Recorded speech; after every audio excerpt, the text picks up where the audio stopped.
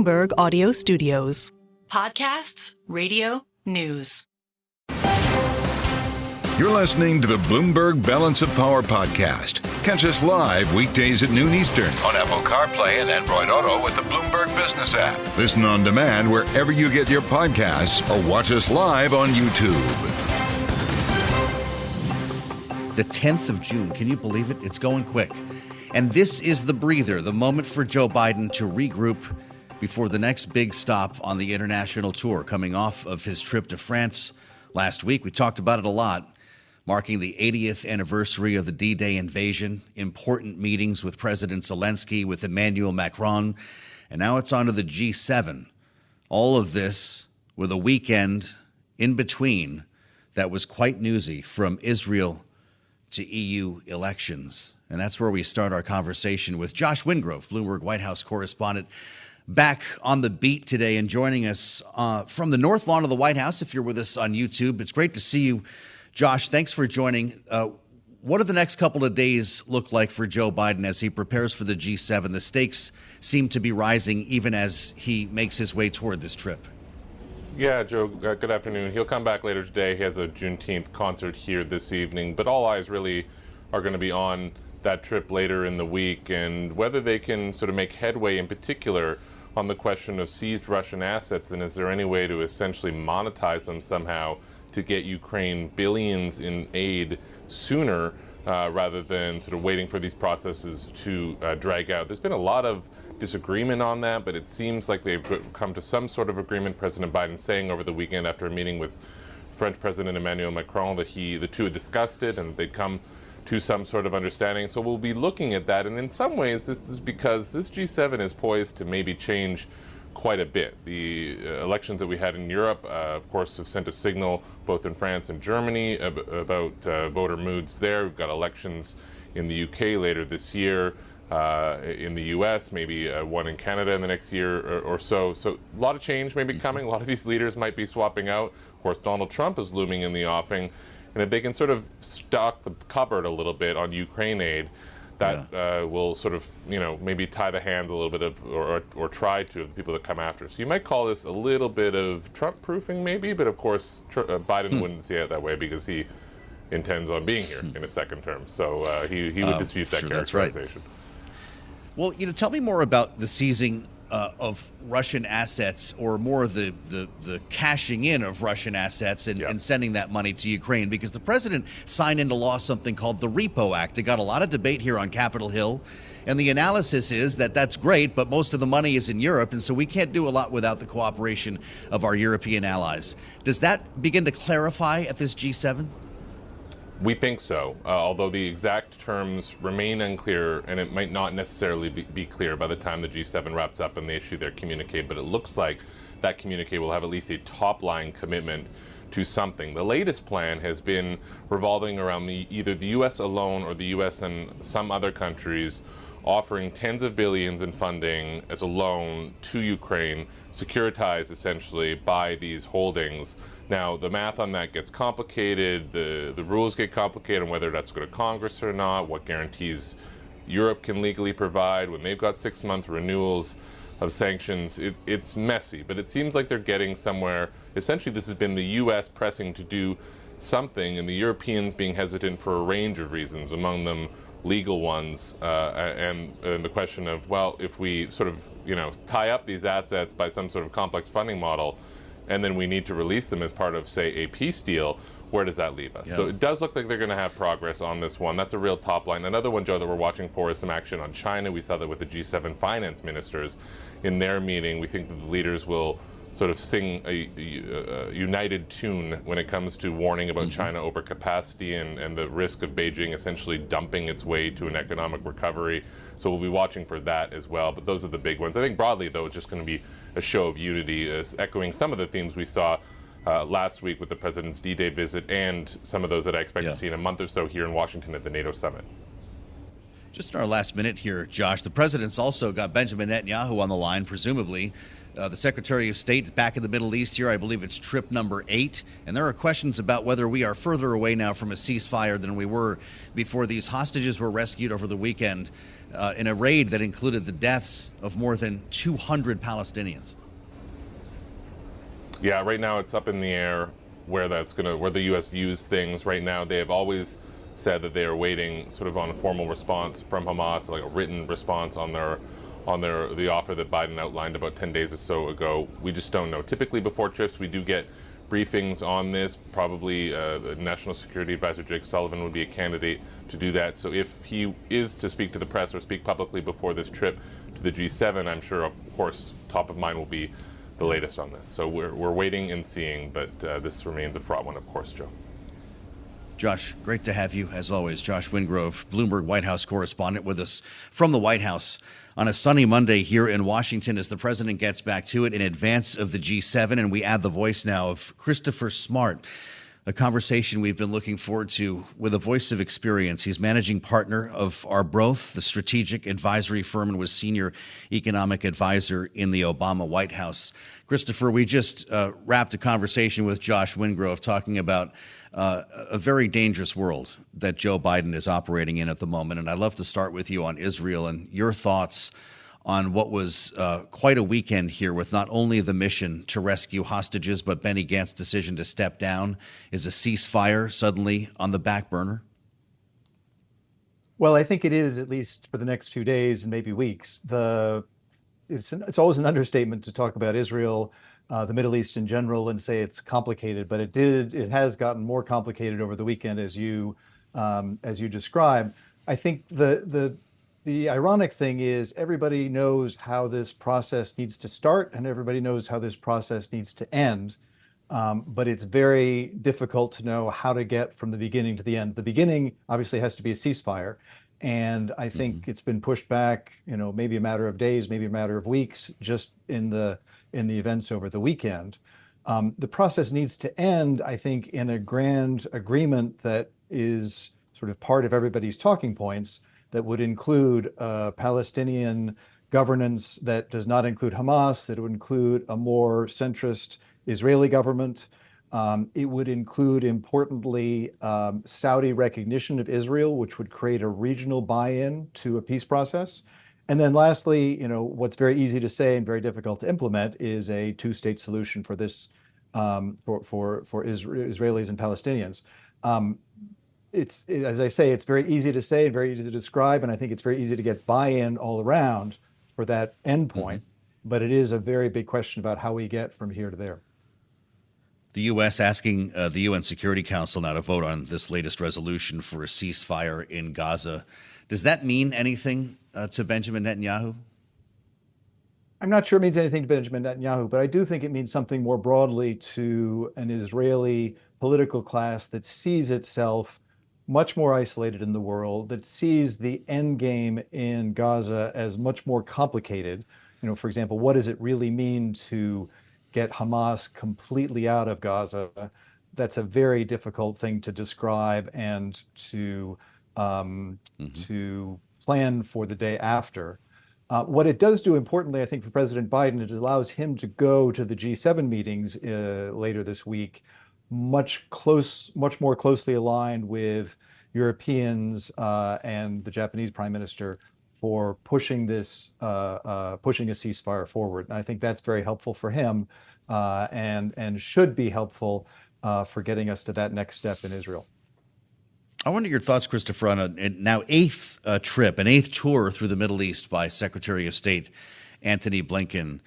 Is this helpful? Is he helping to bridge the gap? Does that presence mean something, or is he somehow lowering the value of these trips by going so often?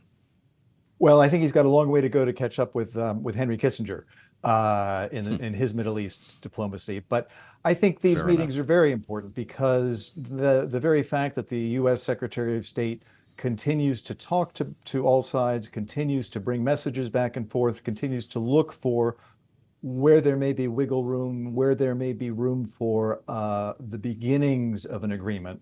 These things are never sort of completely baked and agreed. You have to kind of find a path forward and find a moment where a potential partial temporary agreement may fall into place that allows you to build on something stronger and more lasting. But I think it is very important for him to continue these trips, and I don't think they lose value the more he is engaged. Well, as Joe Biden prepares for the G7 later this week, the headline from over the weekend in EU elections says it all on the terminal. Macron and Schultz get trounced by far right in EU elections.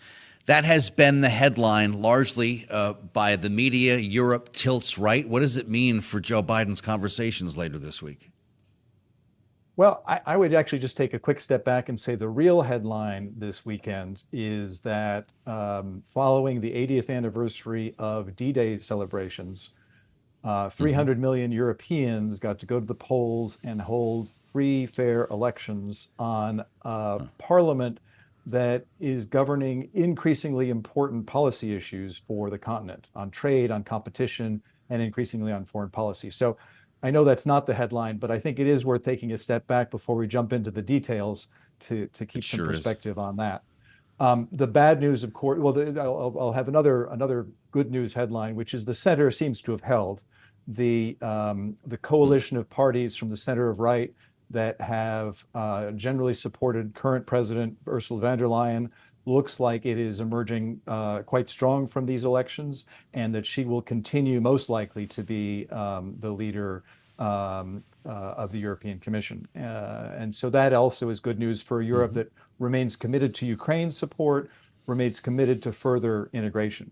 Now, to your point about weakened leaders in Germany and France, those are the two biggest economies in the European Union. Those are the drivers of European integration.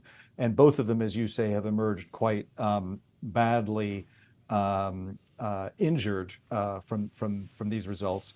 Olaf Scholz has another year and a half roughly to go before he needs to call an election. President Macron surprised us all by calling his own election. He remains in office for another 3 years, but I think he feels the need to really shake things up.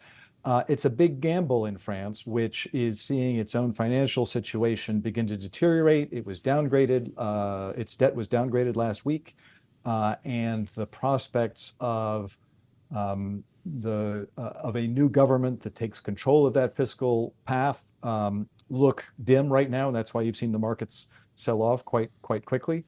For President Biden, to get back to your question, I think he'll most likely ignore these near-term results and focus on these longer-term issues of agreement with European leaders on how to help Ukraine, as Josh walked us through before, on how to confront China and its exports that are flooding U.S. and European markets, and I think how to try and align themselves as closely as possible on a path forward in the Middle East. But you said something really important there, Christopher Smart. This is why we wanted to talk to you, is for perspective. We're seeking context here at Bloomberg constantly, because you said that could be a very different headline, the center held. And while we did see some voters turn to the right, I wonder to what extent you see the war in Ukraine pushing them in that direction. I think a couple things have pushed them in that direction. One is the war in Ukraine, which is a serious security risk to the European Union. It's also a political affront. The European Union is built on the inviolability of borders, and the fact that Russia felt that it could cross over into Ukraine with impunity. I think many Europeans take that sort of personally and emotionally, and I think that's part of it. The other thing we don't talk about so much anymore, but is the COVID response. The EU responded very quickly and vigorously to COVID, and put a lot of money into people's pockets. There are also a continuing stream of subsidies that come from Brussels to many EU countries right now.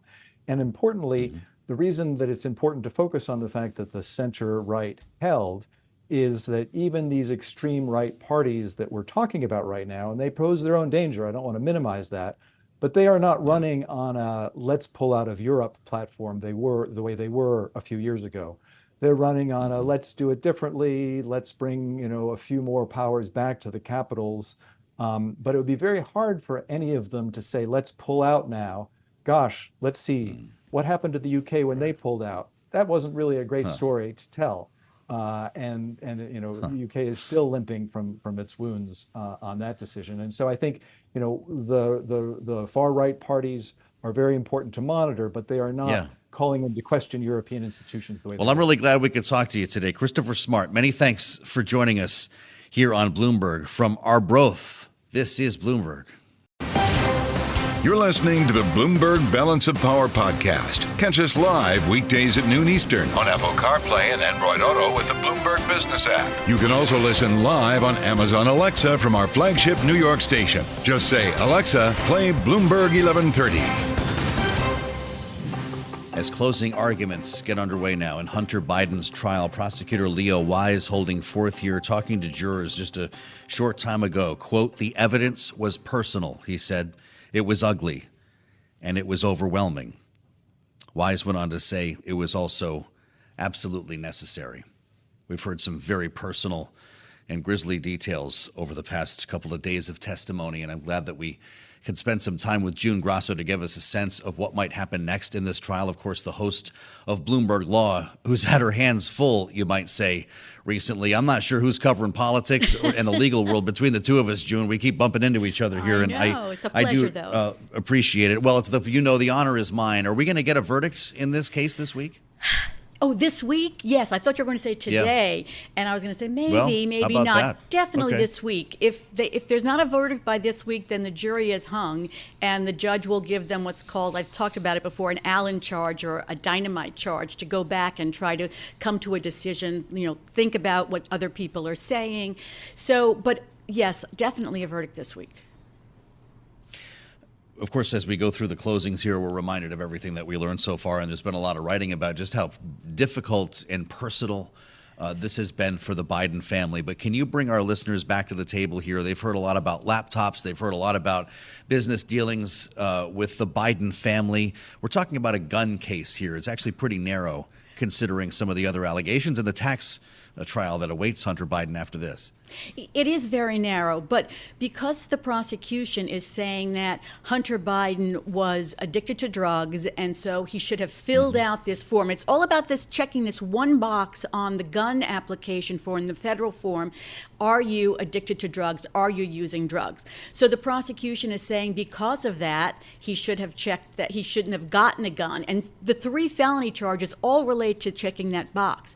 But the prosecution has brought forth, you mentioned, they said they had to bring it all. I'm not so sure because a lot of it also, I think, was to just dirty up Hunter Biden here to show that he was not only addicted to drugs, but he took his family and members of his family down with him. They called ex-wife, they called ex-lovers, they talked about his drug-fueled lifestyle. They showed pictures of him half naked with a crack pipe, and they played excerpts from his memoir. So a lot of it, I think, was not necessary, and they still don't have anyone who can say that on the date that he filled out that form, they saw him taking drugs, or there's any evidence that on that specific date. There's a break with the defense here. The defense says they have to show that that he was actually on drugs then. That's what that form seems to indicate, and the form is kind of ambiguous. And the prosecution says, no, we don't have to show that it was on that date. We just have to show that he was a drug user.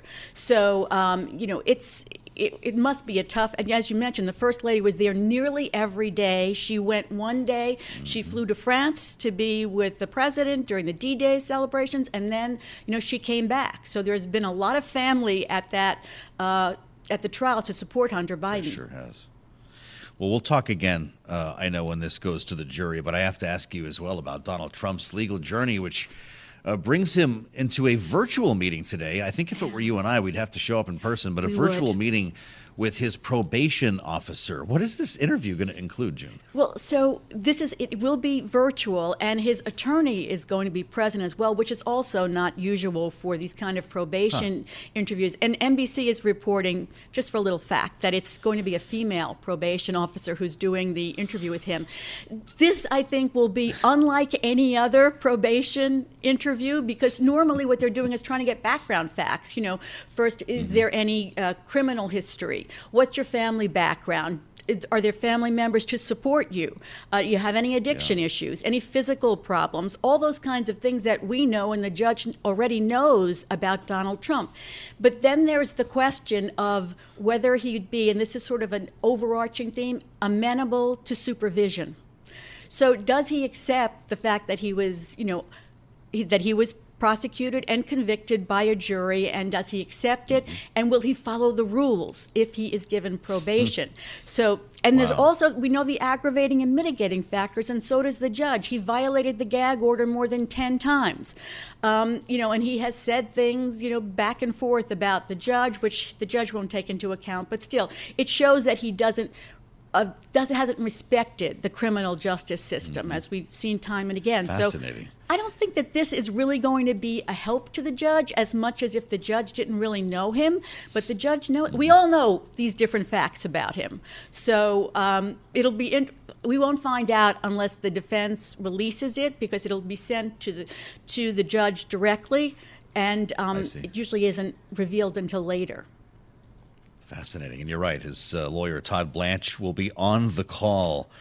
To think it's a Zoom meeting. June Grasso, great to see you. I'll be listening later. Of course, the host of Bloomberg Law and Bloomberg Radio, 6 p.m. Eastern Time, if you know what's good for you. We've got a lot to cover every day with June, my goodness, as we assembled our panel here. Jeanne Zaino's back with us, you better believe. Democratic analyst, Bloomberg Politics contributor, senior democracy fellow with the Center for the Study of the Presidency and Congress. And Chapin is with us, Republican strategist, managing director at Actum. Great to see both of you, and thanks for joining. Chapin, what do you think about the optics here? I don't know if this thing's going to go public or not, but I mean, I keep hearing nobody cares. I've got a CBS YouGov poll today says 28% of likely voters actually will consider Donald Trump's conviction to be a major factor in their vote. But just the sort of demeaning optics of sitting for an interview with a probation officer, does it matter? I think it matters a little bit, like that poll indicates. I think a lot of this stuff is baked in. We've been dealing with, Trump supporters and voters have been dealing with these allegations and investigations for years now. We just went through a trial, a very public trial, where he was convicted. He's now a convicted felon. And now he has to go maybe meet with a probation officer. I don't know. I think they're gonna still coalesce around him. I think it's already baked in. And again, you're fighting over sort of independent voters who still sort of fall down partisan lines if they're leaners, right? If you're thinking about voting for President Trump, you don't care about the conviction, and you see this as a political persecution witch hunt. If you're leaning Joe Biden, it matters a great deal to you that his opponent is a convicted felon. So I think it will be demeaning, but I don't know 1-2%. matter.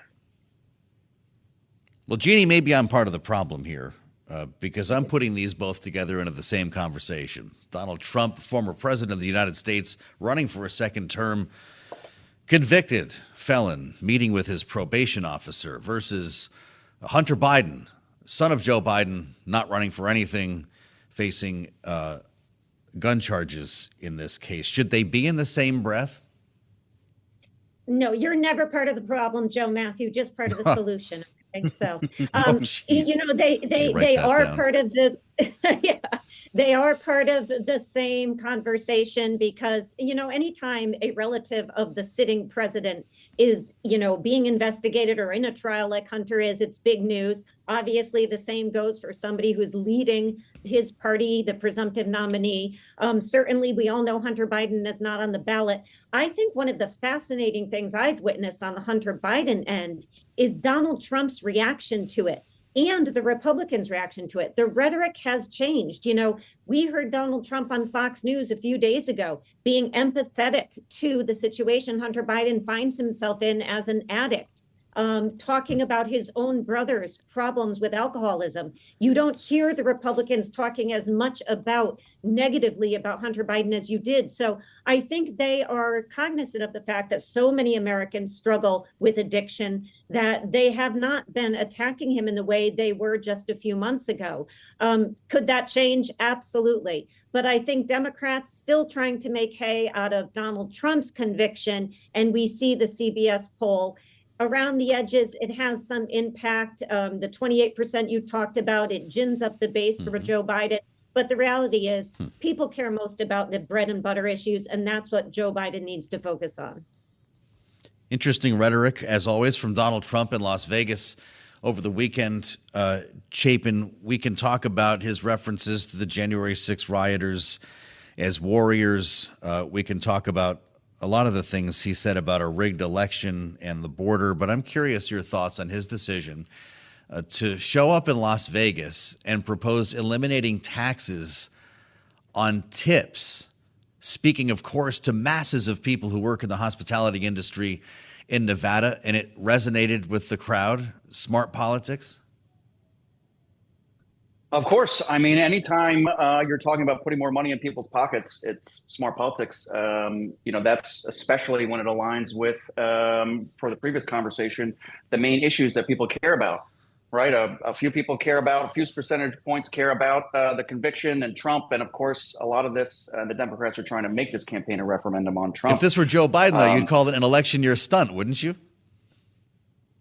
Maybe. I don't know, but I don't know. I mean, this is something I think we'd be surprised if someone like Joe Biden offered this because it's, the left and Democrats are not usually in the habit of putting money back in people's pockets by lowering taxes. But again, if President Biden said he was going to lower taxes on hospitality workers, I would support that. I may call it an election year stunt, but I certainly would support the policy. They're not mutually exclusive. And by the way, the last exactly. Yeah, go ahead. The last I'll say is everything that happens on both sides. You'll see from a couple months ago through Election Day is going to be declared a stunt anyway. Well, that's the truth, and I don't know if any of that even matters, Jeanne. But people were calling just forgiving student loans an election year stunt. They've called the president's border executive action an election year stunt. Even if they agree with the policy, it's interesting here. Does Donald Trump have something to run on? It is something. I mean, we are going to be debating taxes 2024, 2025 in particular in Washington, D.C. So this is a policy that, could find its way into the conversation. And I think there's going to be some pushback on it, certainly. But this is the reality of election year politicking. And at this point, I'm thinking most Americans who want to break on anything should consider moving to these 6 or 7 swing states. Because if you're living outside of those, you're not going to get much action on any of this, but move there and you get all of these kinds of things dangling. So, this is the reality of our election system, which probably needs to be reconsidered, but this is where we are today. Philly, Wisconsin, Michigan, money falling from the skies. It does make us think, though, of this idea of, the union vote being up for grabs in this election.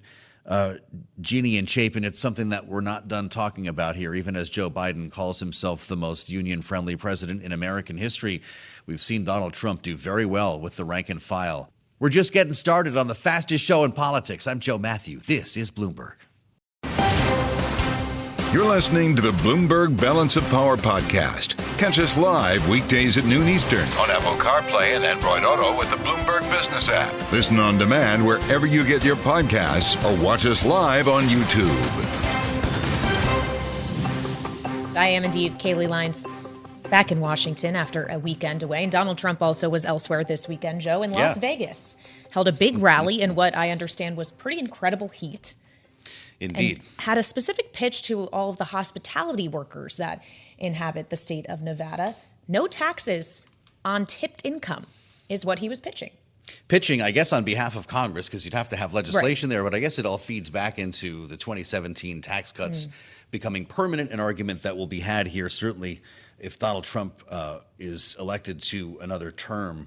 But yeah, this is interesting. This is the stuff that, is frequently referred to as an election year stunt, but it's one that certainly resonated with the crowd. And when you consider the importance of the Culinary Workers Union on the Las Vegas Strip that Joe Biden needs to win over to take that state, it's pretty shrewd. He also took a stand on a Senate race while he was there. So we've got a lot to talk about on the campaign trail. Indeed, we do. What you're referring to, Trump endorsing retired Army Captain Sam Brown for the Senate race in Nevada over his former ambassador to Iceland, Jeff Gunter. Really interesting decision. Doing the establishment move? I'm not sure. I want to hear more about this. We learned so much by talking to Erin Covey last week here on Bloomberg from the Cook Political Report. We wanted to bring her back today and get into this, contributing author to the 2024 Almanac of American Politics. Erin, it's great to see you. I wonder if we could start here on this one. Donald Trump, obviously, if he's reelected, can't just eliminate taxes on tips. But the way this seemed to resonate with the crowd makes me wonder if this could be an effective campaign message for him. Will we hear about this for the rest of the cycle? Hey, well, thanks for having me on. I don't know. It seems like this is an issue that is kind of specific to Nevada voters, which obviously will matter heading into 2024. Nevada is obviously one of the swing states that we'll be watching closely that could determine the election. But it is one state where Trump has been doing a lot better in polling. Biden narrowly won this state in 2020. Clinton narrowly won it in 2016 by a slightly larger margin. And so this is one state that could certainly be an impact. Yeah, and of course, to your point, it is a state that we will get some insight into with the results from primaries tomorrow. One of those primary races, of course, is for this Senate race, Aaron. And I wonder what you make of the endorsement that Trump gave to Sam Brown, the aforementioned retired Army captain, over someone that was part of his administration as an ambassador to Iceland. What does this signal about the Trump endorsement and the way in which it may be changing in this election cycle relative to the past ones we have seen? Yeah, it's an interesting question. Trump has been very involved in the previous races and Republican primaries. I think he's been a little less involved in endorsing down ballot candidates this cycle relative to previous cycles. But I would say as a whole, some of those endorsements have been a little more, I guess, disciplined would be the right word for it, compared to previous cycles. Sam Brown was the pick of Republican Senate leaders. They believe he is the best position to take on Jackie Rosen in the Senate race this November. And so this was an endorsement that I think, was kind of up for grabs, definitely. Like you said earlier, Jeffrey Gunter, the former ambassador to Iceland, was also running, obviously a member of the Trump administration previously and had his own connection to the Trump world. But I think this shows that Trump is a little more aligned maybe with the Republican establishment than he has been in previous races. Well, that's a really important part of the story because, he was supposed to roll out this endorsement at the rally. He hardly mentioned Sam Brown and then shows up on Truth Social late at night talking about this fearless American patriot, his pure grit and courage to take on our enemies, he wrote, both foreign and domestic. So did somebody get to Donald Trump? Did he get a phone call from Steve Daines? What happened on Sunday? I don't have any inside information on that specifically. But, I think it's important to also note that Sam Brown was already favored to win this race. He's the only one who is really spending a significant amount of money, has a huge advantage over the other candidates as far as fundraising goes, and also ran for Senate last cycle. And so already had a bit of a base to draw from. And so I think, Brown was favored from the get-go, and this kind of cements his status as the favorite. Mm-hmm. So we'll be watching to see what happens in Nevada tomorrow. There's other races, though, that we are watching closely, Aaron, including in South Carolina, Congresswoman Nancy Mace facing a primary challenge. She has been an interesting figure in the House of Representatives. She, of course, is one who voted for the ouster of former Speaker Kevin McCarthy last year. How vulnerable is she? Yeah, so throughout this cycle, McCarthy has been on a bit of a revenge tour. He obviously has a little more time on his hands now that he's no longer in the House, and he's been supporting challengers to the 8 Republican members who ousted him last year. Now, Mace, I think, was kind of in a unique position because she had previously been an ally of McCarthy, and McCarthy and his allies had spent significantly to help her in previous races. She had faced competitive primaries, competitive general elections before, so she is no stranger to tough races. But now she has McCarthy's political operation going against her. I believe up to $5 million has now been spent against her in that primary, and for Catherine Templeton, who is a former member of Nikki Haley's administration, who is challenging Mace, and is the one that McCarthy is supporting. But I will note that Mace does have the endorsement of Trump here, which I think kind of took the wind out of Templeton's sails. That happened a couple of months ago. And so I think most folks I've talked to in the state believe that she is favored to win this primary, but could be a little closer than she wants it to be. Indeed. What are the odds that this goes to a runoff? I think most likely it doesn't. There is a third candidate on the ballot. And so in South Carolina, if no one gets 50% of the vote, that means the top two finishers will go to a runoff 2 weeks from now. I think most folks I've talked to think that Mace probably will hit that threshold and be fine, but certainly a chance. It's interesting to talk about or consider the idea that Nancy Mace does have the endorsement of Donald Trump, despite being one of the ones who moved to oust Kevin McCarthy last year. A number of others, though, including some in the House Freedom Caucus, are not receiving the same support from Donald Trump. In fact, he has vocally endorsed Virginia State Senator John McGuire, who is primarying Bob Good, the chair of the Freedom Caucus in Virginia. And there was reporting today from Punchbowl the idea that a lot of members of the Freedom Caucus are quite unhappy with the decisions Trump is making in regard to his endorsements. I realize this comes back to a certain degree to the question I began with, Aaron, this idea that maybe the Trump endorsement is changing from, say, what it was in 2022, when a lot of the candidates that he decided to back ultimately did not win their races.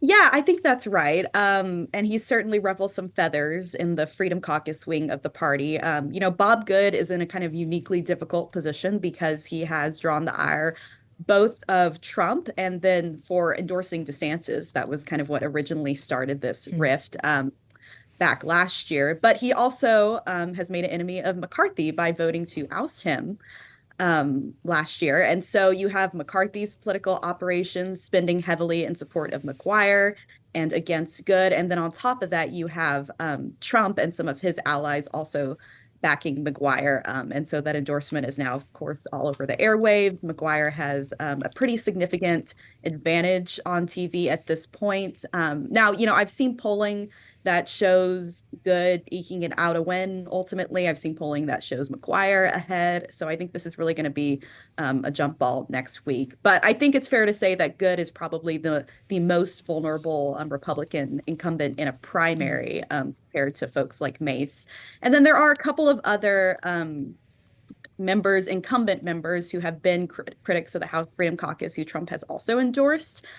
So that's William Timmons in South Carolina, also has a primary tomorrow from Adam Morgan, who is actually the chairman of South Carolina's House Freedom Caucus and has a lot of grassroots support in that district. This is in upstate South Carolina.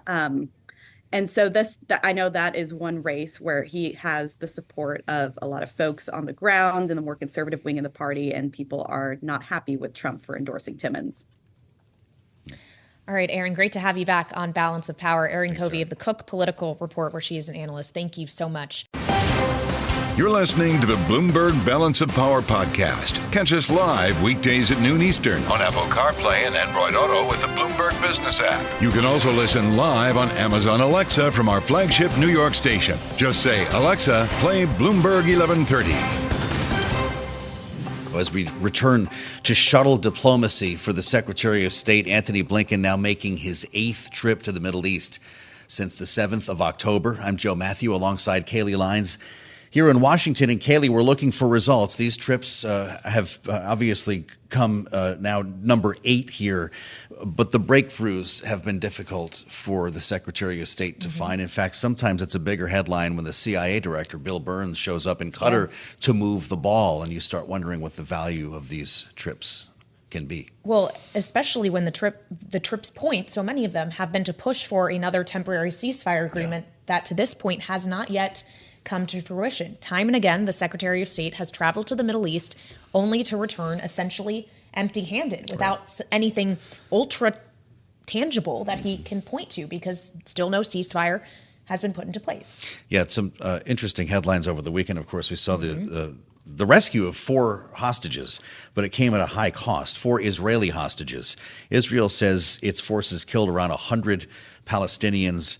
The Hamas-run health ministry says it actually was in the area of 270, Kailey. So this balancing act continues, and you're right. There are questions about, particularly the wake of Benny Gantz stepping down from the war cabinet, whether we're further away now from a ceasefire than we were a couple of weeks ago. Well, that's a question we want to pose now to Jonathan Panikoff, who is joining us, director of the Scowcroft Middle East Security Initiative at the Atlantic Council's Middle East Program, also former Deputy National Intelligence Officer for the Near East at the National Intelligence Council. Jonathan, always great to have you here on Balance of Power. I wonder, to Joe's point, what you make of the events that have taken place over the weekend and what it translates to in terms of likelihood of a temporary ceasefire deal going into place. Does the release of 4 hostages, or rather the rescue of them, put more pressure on the Netanyahu government to agree to something that would allow for the release of dozens more, or does it do the opposite?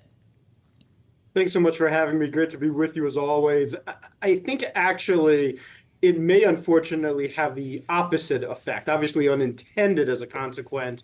But the reality is you have from a number of folks on the right in Likud in Israel and some of the ultra-nationalists, folks like Ben-Gvir and Smotrich, who have been saying, no, there should be absolutely no deal with Hamas. We should keep going and conduct a war until it's concluded and Hamas is destroyed. And yes, we can at the same time also deal with the primary objective of rescuing the hostages.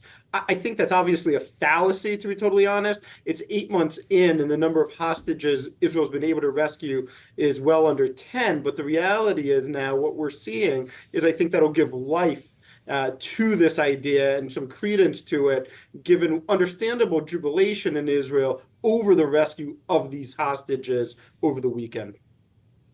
Well, so do you expect to see further raids like this? And with each one, does a ceasefire become more difficult? I don't know that a ceasefire becomes more difficult. I mean, I think, look, any country, and there's certainly any Western democratic country that's had hostages for 8 months, will try to rescue them if it's a possibility. But just to rescue these 4 took weeks, if not probably months, from what I'm hearing, of planning. Obviously, you're not going to be able to rescue the remaining 60, 70, 80 hostages, however many are actually left alive right now, through raids like this. It would take years upon years. And so I don't think it changes the calculus of the need for some sort of negotiated hostage release for prisoner swap. But I do think it certainly creates a situation where Sinwar now has an excuse again through propaganda of saying how many were killed to say, no, there's no reason for me to negotiate. Look what Israel is doing. And that can complicate things right now.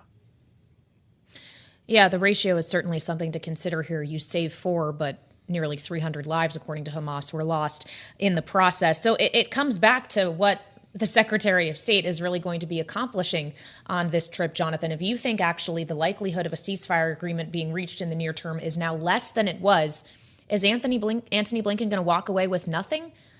Again, is this getting a little bit embarrassing diplomatically for the United States? Look, I think it's never a bad thing to try. When you're in a war and you're in a crisis, and the U.S. still remains probably the only country that may be able to have some influence on the Israeli side, though I think it's less, frankly, as we're seeing, than everybody has thought it might be in the region. I think it's always worth trying to create a ceasefire and get to a stage of peace. That said, I'm not particularly optimistic. I do think right now this is about Sinwar. Hamas, for a long time now, has been viewed as a monolithic organization, and I think that's wrong. There's many fragments of Hamas, some of the political ones in Gaza, some of the political ones in Doha. The reality is, though, the only person that matters when it comes to Hamas right now is Yahya Sinwar. And for him, there's not a lot of benefit to agreeing to a ceasefire. And if he doesn't agree to a ceasefire, well, then there's no pressure for Netanyahu to ultimately agree to one either, because Hamas has to go first at this stage. That's what the pressure from the Biden administration was about. I think Secretary Blinken is trying to emphasize that for his travels throughout the region, including in Egypt. We'll see what happens, but obviously I think we're not nearly as optimistic as a lot of folks were when the president originally gave his speech 2 weeks ago. Well, with that said, Jonathan, the U.S. is asking the United Nations Security Council for a vote on its latest resolution here for a ceasefire in Gaza. What impact, if any, would that have? Look, I think it could, again, increase the pressure and try to compel anybody who might have influence on Hamas to try and pressure Sinwar. But the reality is it's probably not going to have much of an impact. I think it's always good when the world speaks in a unified voice.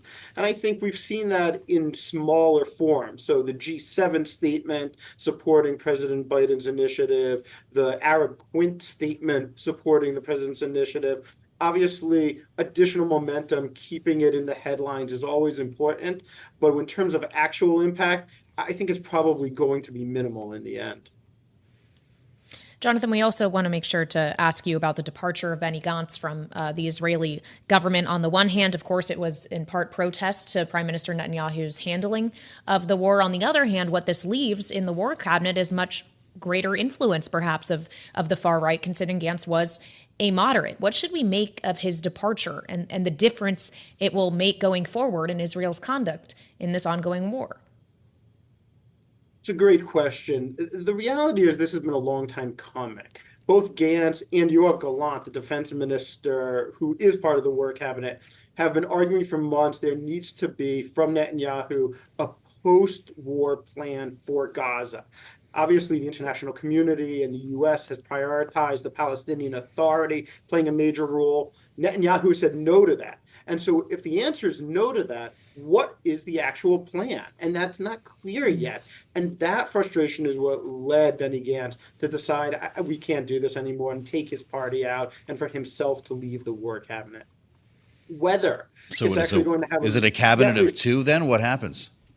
Yeah, so look, the war cabinet had 6 members, only 3 were voting. You've got 2 options. One is that Netanyahu can replace Benny Gantz. Obviously, ultra-nationalists like Ben-Gvir and Smotrich have both said they want the seat. I think that's unlikely to happen. I think Netanyahu knows that it's probably suicidal for him with the international community, given how toxic those 2 are. I think he could replace them with a Likud member and somebody who's been more loyal, or he could decide he's going to disband the war cabinet. But all of these have risks. So if he disbands the war cabinet, then you're in jeopardy of every major decision related to the war having to go to the full cabinet. And if it goes to the full cabinet, well, once again, the ultra-nationalists are there who are pushing not only for an opportunity to push harder against Hamas and eliminate Hamas, but have been very clear they want settlements to return of Israelis to Gaza. They want to be able to push further into the West Bank. And you're talking about something that's likely to actually increase tensions at a time where I think everybody recognizes the need for them to come down a little bit. Especially, Jonathan, considering it's not just tensions between Israel and Hamas, but in the wider Middle East that could potentially be amplified from this. Knowing prior to October 7th, there was an effort underway for Saudi normalization, an effort that obviously was disrupted by the events of that day, everything that has happened thereafter. Yet that is also something that the U.S. is pushing, and I'm sure is on the mind of Antony Blinken as he makes this latest trip to the Middle East. How should we be considering the Saudi factor? Yeah, look, the Saudi normalization deal has been on the table for a while. I think in the immediate aftermath of October 7th, there was a contention by some that now normalization's off the table. The reality is Saudi normalization with Israel is about one thing, and it's not Israel. It's about U.S. security guarantees and U.S. engagement with Saudi Arabia over the long term. Saudi Arabia is desperate to try and redefine their economy and to have a Vision 2030 actually implemented. And that means a move away from hydrocarbons. The only way Saudi Arabia is going to be able to successfully diversify their economy is to ensure their security is sacrosanct. And to do that, you either need to have really good relations with everybody in the region, something hard to imagine, even with the rapprochement with Iran, or you need some sort of umbrella protection. There's not enough political risk insurance in the world to ensure Saudi's domestic goals are met. The reality is you got Houthi rockets, Iranian rockets in the future going down on Saudi Arabia. And so for the Biden administration, this has been a key issue because they think this would transform the region. If you had Saudi normalization with Israel, I think it probably would. But my guess is time is also running out right now. To get that passed through the Senate, you would need a treaty. To be able to do that as we head to an election season here in the U.S., I just think it's becoming less and less likely. They're going to keep trying, but I think it's harder to envision it coming to fruition in the next 6 months, 7 months before the new administration takes over. Hey, Jonathan, we only have 1 minute. I have to ask you about this Axios report talking about a warning from the Biden administration to Israel about opening a new front, about waging war, committing to a war against Hezbollah. Is this something that's about to happen, knowing that Israel has not listened to a lot of advice from the U.S. recently? I'm increasingly concerned that it is. 6 months ago, I really didn't think it would happen. Israel didn't want it. Hezbollah almost certainly doesn't want it. Iran doesn't want it. But the rocket attacks that have been coming from Hezbollah, the drone attacks, Hezbollah said today they intercepted an Israeli drone on the other side. I think we're increasingly likely to see some sort of conflict. If it sparks because it's Israeli instigated, I think that's going to be a real challenge for the Biden administration, who said that they're not going to support Israel in such a war. If it's from Hezbollah, that's a different story. But the most likely scenario is that something sparks because of an unintended escalation, a back and forth with the rockets that gets out of hand.